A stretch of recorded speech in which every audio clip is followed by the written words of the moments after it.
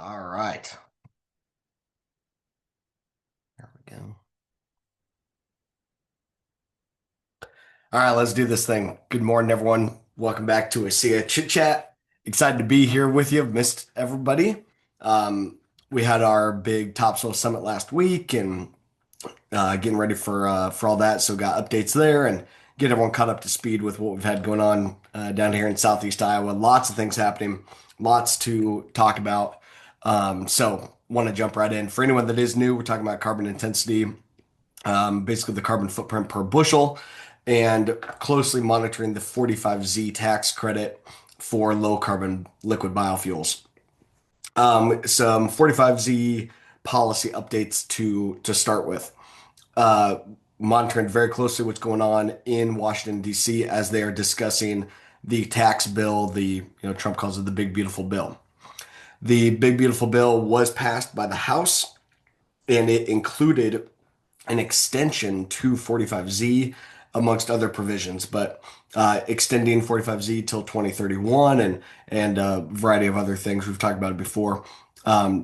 Not we'll see how it all shapes up, right? There's still plenty of dust to settle to know exactly how this is going to get finalized by the time it hits Trump's desk. But the House kept 45Z in there. Obviously, now over the last week or so, there's been a lot of back and forth, especially between Elon Musk and President Trump, as they are bickering back and forth uh, about the bill and about how they are going about going about business here. So Musk, wants the big beautiful bill to be cut back more significantly. Trump is like, dude, we got to get this thing done. If we don't get this done, taxes are going to go up by, I think I saw 60 some percent or something like that. And so they're like, hey, we got to get this done. We got to find some middle ground. Something's going to have to happen here because not acting could be really, really bad for the American taxpayer. So they're back and forth on it. Um, and right now, the big beautiful bill is in on the Senate side, right? It's in the Senate's court. I don't believe it's come out of committee yet. There was word that it was supposed to maybe make it out of committee by the end of last week, but it sounds like here's still going on this week, and I believe the plan is, from what I'm hearing, that they still are planning on getting it through the Senate by the end of this week. So we'll see what happens there, but they're pushing really hard to get the big beautiful bill done. And from what I've been hearing and what I've been seeing, the folks I've been talking to, chatter around 45Z and protecting 45Z in this is still very good, which is amazing to see. They've cut basically all the other Inflation Reduction Act, like green credits and stuff. Pretty much all of that got cut. But 45Z has good bipartisan support and it continues to be protected. And basically, again, like we've talked, it's protecting liquid fuels instead of just going everything electric. It's good for farmers and helping to, um, provide some opportunity for the ag community, and of course, good for biofuels as well, which consumes more than a third of the crop grown in this country. So it's a big deal. And right now, there's basically no other biofuel policies that are really making a huge impact besides the just the regular renewable fuel standard and some of the obligations that fossil fuel producers have to purchase RINs and they've got to blend biofuels at certain rates and whatnot. And biofuels have been getting some good wins in that camp here recently as well. That's all mandated by the EPA. It's a completely different story than what we're talking here. But anyway, regardless, 45Z very much front and center part of the discussion. We've been communicating with our elected officials, and again, chatter has been good. Been talking with some of the folks at Joni Ernst's Senator Joni Ernst's camp. One of her staffers was at the Topsoil Summit last week, and we know that Joni's fighting very hard to keep this in. She's not on the specific committees that are really pertinent right now, but we know as it goes to the Senate floor that she's saying she's gonna fight to try to keep this thing. So that's good. Senator Chuck Grassley has been kind of back and forth on stuff. I think a little confused on the impact that this is going to really make for farmers and tying it all probably a little too closely to to the pipeline conversation and some of the beef he's got with Bruce Rastetter, but that's a different conversation. Um, Really, it boils down to, uh, Chuck Grassley understands that we got to have some policy along these lines. He's been introducing kind of his own spin-off of 45Z and a kind of a different angle to this conversation. From what I've seen on it, it's like it wouldn't be near as good as just keep 45Z the way that it was originally designed. It'd be a lot better, but regardless, conversations going on, progress being made, and the plan is still that Big Beautiful Bill is supposed to be done and signed on July 4th. So we're going to know very soon, coming weeks, really be able to have a game plan put together of if 45Z stays in the Big Beautiful Bill, now the executive branch, especially the IRS, Department of Treasury, they can actually go and finalize the rules and get this program out and launched. I think what would happen next is, the law gets passed by July 4th or so, or on July 4th, and then they can start going to work and write the preliminary rules, which I would assume would take another just couple months. Write some preliminary rules, push that out there, potentially get more feedback and public comment before finalizing things. But regardless, uh, as long as 45Z is in the bill and protected in there, and if they have a couple of these other provisions, that's great. But regardless, the main message is if 45Z remains in the big beautiful bill, then it's basically game on, and let's get ready to rock and roll. So we'll see what happens, and at least it's coming very quickly here. So that's kind of what's going on the DC side. I do have something planned to likely be out there by at the end of the month, and got a new deal going on with on the Senate side as well that I don't know that I can fully talk about yet, but sometime here soon. So point being, very much involved in some of the conversation in DC, trying to make sure that it goes in the right direction. And so far, it sounds like it is. It sounds like it's sitting pretty good. So. Um, Okay, let's circle back here to TopSoil Summit. Thanks to any of you that were at the TopSoil Summit. We had a great event. Multiple comments from attendees that have came multiple years saying that this was their favorite conference yet. And I think so much of it just the quality of speakers that we had, the flow of it, like we just really know what's going on. And in our VP of marketing, Diana, who's on here and organizes these every week and keeps all of our marketing stuff going, really knocked it out of the park. So it was a good event, and excited for the ongoing conversation. And it's always a lot of work leading up to the event, and happy that now it's over and able to carry on and work on the next stuff. So a couple highlights for you all, and we do have it all recorded. It will be getting posted live in the coming weeks. We'll have little clips and that kind of thing too, that we'll post out there as well. But you can go and watch all the recordings or listen to them on the podcast. That'll be coming out later on. We'll let you all know when that happens. I'm sure we'll email it out and post about it and stuff. But so highlight for a lot of folks was our opening keynote. We had Jeff Cooper there. He's the CEO of the Renewable Fuels Association. So, of course, very much got the thumb on the pulse of everything in DC. They've got an office in DC. They are very, very much in these conversations.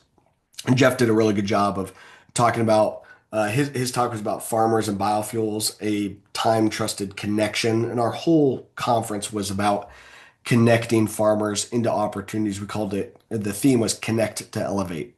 We're really talking about how at Continuum, we're trying to help farmers connect to different programs, connect to their soils in a more regenerative manner, connect to just different opportunities to drive soil health gains and drive profitability gains on the farm, and just trying to be a catalyst in the middle to help make sure that farmers are ultimately able to succeed in these variety of different programs, whether it ends up being 45Z and carbon intensity or ends up being other stuff. We don't fully know yet, but regardless, um, trying to make sure that farmers have connections wherever they can get them. So Jeff Cooper started off the day talking about that. He gave a very thorough history of biofuels and kind of how policy has changed and how things have come about. I thought it was very, very interesting. Put in a lot of really good numbers and good stats. But one of the biggest takeaways in my mind was he was explaining how it's projected that the use of liquid fuels is going to go down in the country, right? Which is as expected. Um, if vehicles are just more fuel efficient and use less fuel to get the same distance, more electrification, and there will continue to be more electric vehicles. So the utilization of regular, ground fuel is going to go down. But Jeff was really talking about how we need to get year-round E15 pushed through. And he was showing the graphs there where the utilization of ethanol actually goes up if we can get E15 passed, and it really helps us stabilize the utilization, where we're at today. So a lot of times I've seen those graphs where the use of road gasoline goes down and use of ethanol goes down. And then you see sustainable aviation fuel is the new market opportunity. And that decrease in demand is going to go over here to the SAF side of things and find a new home for the ethanol and utilize the alcohol to jet pathway and be able to create sustainable aviation fuel. But Jeff didn't, he talked about that, but he was talking a lot more about E15 and how that is just getting a bigger percentage of the fuel tank. That's going to be a huge, huge opportunity for stabilizing this marketplace and finding a home for ethanol for a long, long time. So that was very encouraging. But of course, Jeff was also talking about the need for 45Z. They're pushing very hard on it. Their talking points are very much in line with our stuff.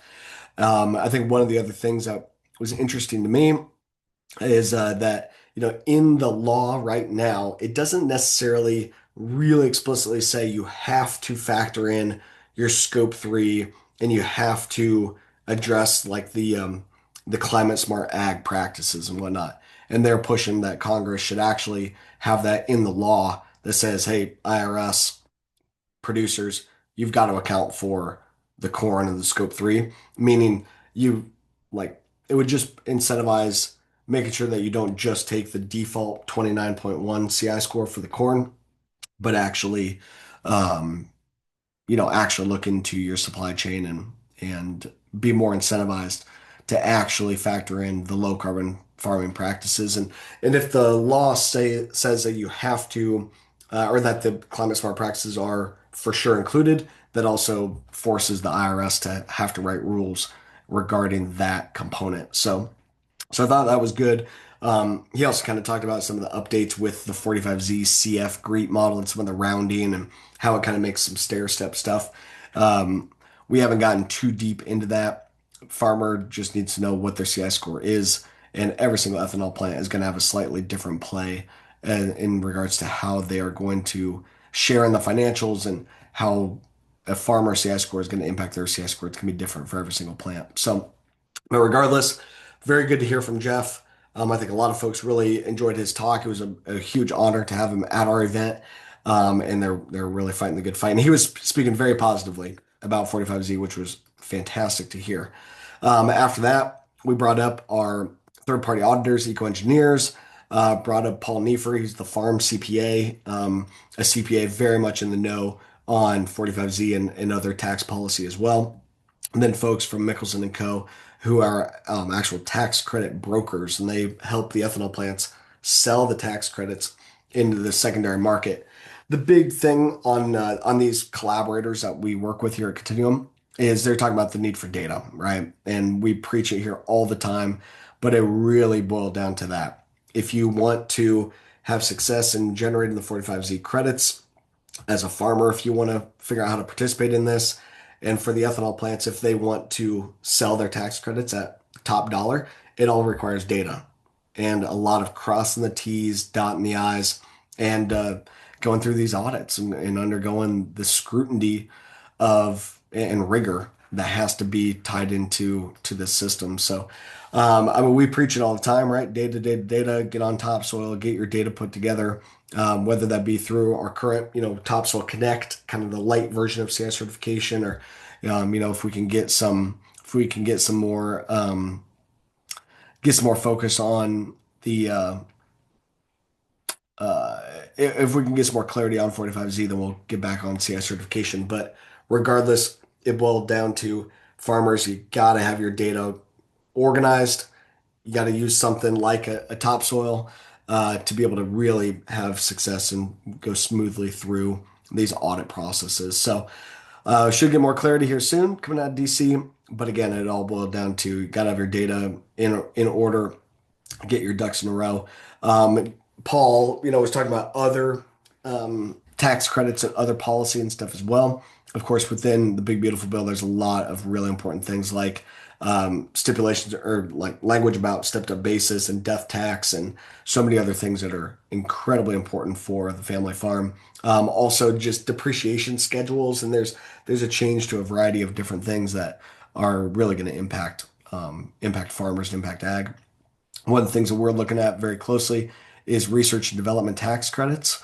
If you're a farmer, likely got to be 1,000 acres or bigger to be able to really get the max benefit out of it. But if you are farming 1,000 acres or more, and experimenting with new to you hybrids, new fertilizer rates, new cover crop, using cover crops or new species of cover crops, just anything that's experimental, should definitely chat with me or with some of our guys. We've got a new partner brought in doing research and development tax credits, and it's exclusive for Topsoil Connect customers.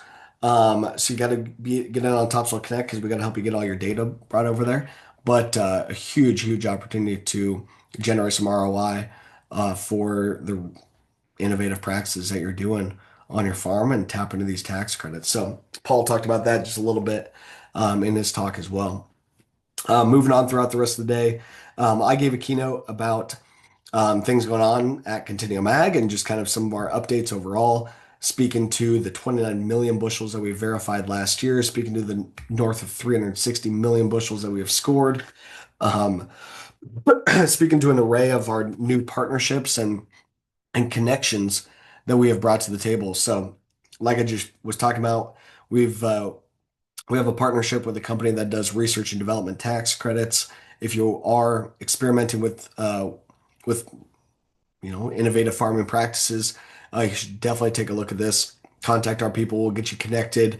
There's no charge or anything up front. They charge a success fee. We've also recently locked in a deal with a company that will help you do CSP, equip, and other like cost share funding. Same thing, no fee up front.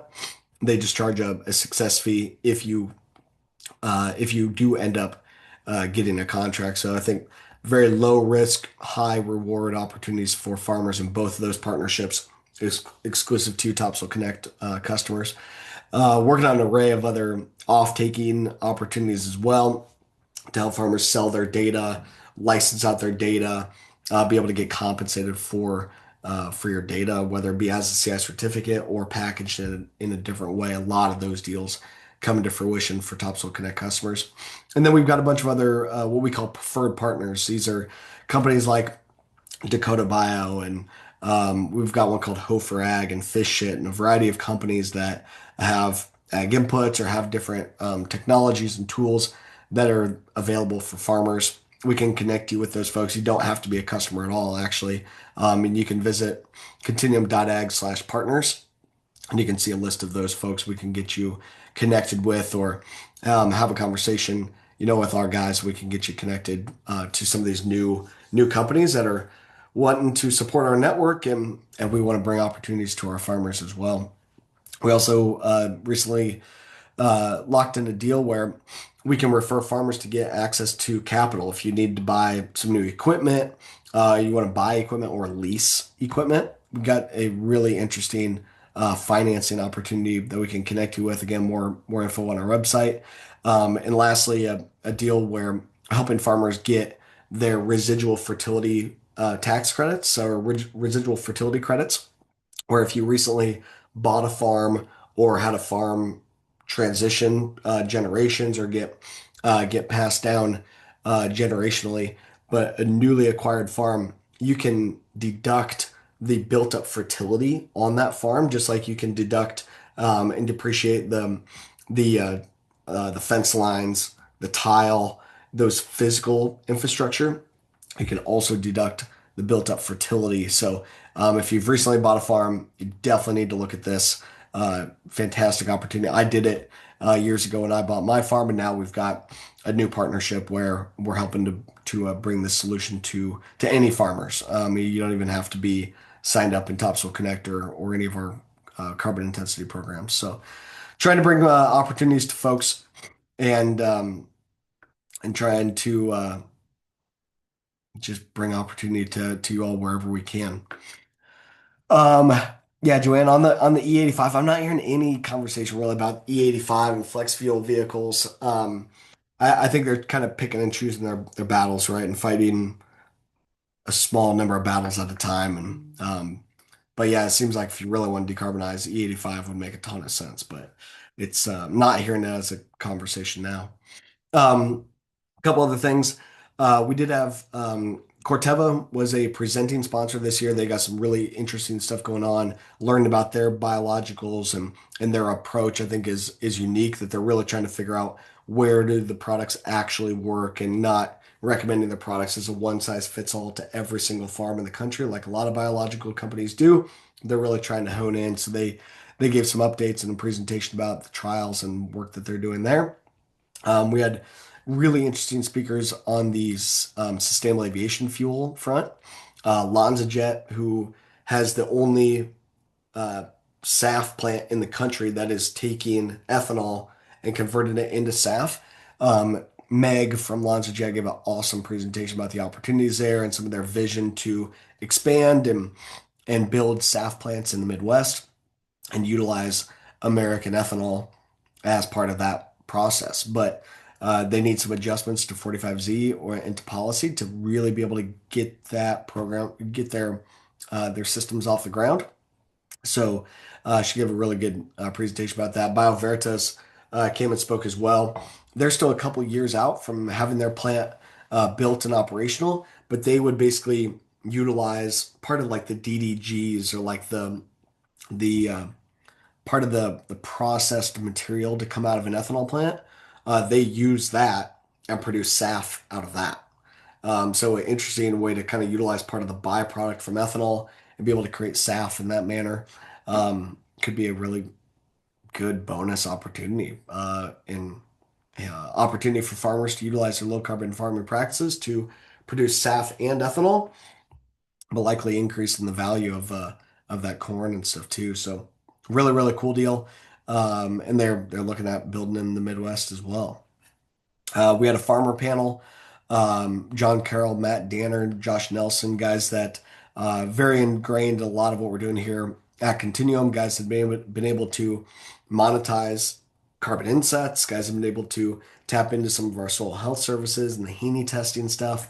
But guys that I think they're just thinking about ag differently than a lot of other farmers do and gave great insights. I think the biggest one was when John Carroll was talking about seeing Continuum Ag really as kind of a hedge and an option that he's been working with us for years. We're in the carbon space every day, and he's spent some money to utilize our service, our software, to make sure that he's ready to rock and roll. And he's been able to get significant ROI, but he sees us as it's a bit of a bet and a bit of a hedge, but it's an option that he knows that he's going to be taken care of, and he's being proactive to be in position, and it's been working out really well. So Matt Danner was saying the same thing. He's like, "Hey, I got a million different things going on.